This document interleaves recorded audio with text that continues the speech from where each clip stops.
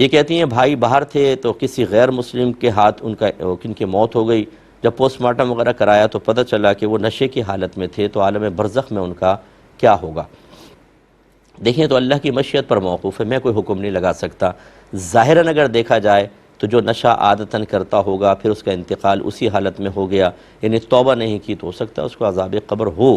لیکن یہ بھی ہو سکتا ہے اللہ تعالیٰ نے درگزر فرما دیا ہو۔ لیکن ہم چونکہ ظاہر کے مکلف ہیں، اس لیے ہمیں کوشش کرنی چاہیے کہ اگر ہمارا کوئی رشتہ دار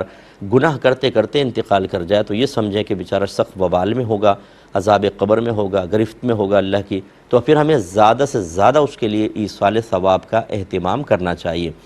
اس کے لیے دعائے بخشش و مغفرت کریں، ہو سکے تو جتنا بھی آپ نیک عمل کرتے ہیں اس کا ثواب اس کو ایصال کر دیا کریں، یعنی دعا کریں اللہ تعالیٰ میں نے جو بھی نیکی کی ہے اس کا ثواب فلاں کو بھی پہنچا دے۔ اس کے علاوہ کوئی ثواب جاریہ کریں، آپ کوئی مسجد بنا دیں ان کے نام کی۔ اور میں جو اکثر کہتا ہوں، میں ایک عالم دین ہوں، ایک مفتی ہوں، اور میں جانتا ہوں کہ اگر آپ ایک عالم یا مفتی تیار کر دیتے ہیں تو آپ کے لیے غالباً سب سے بڑا ثواب جاریہ ہوگا، بشرطے کہ وہ اچھا عالم، اچھا مفتی ہو، اپنے علم کے تقاضے کے مطابق عمل کرے اور علم کو آگے پہنچانے کی ذمہ داری سے واقف بھی ہو اور دیانت داری سے اس کو آگے پہنچائے بھی۔ وہ اتنا بڑا ثواب جاریہ آپ کے لیے کہ آپ تصور نہیں کر سکتے۔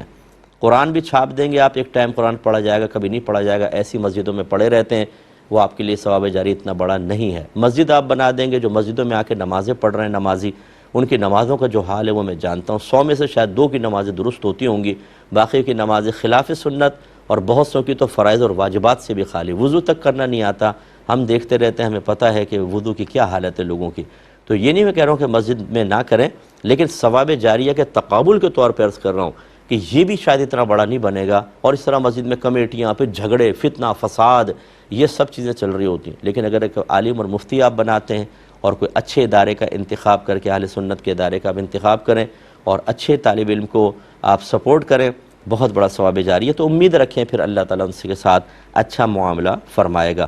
یہ کہتے ہیں کہ کیا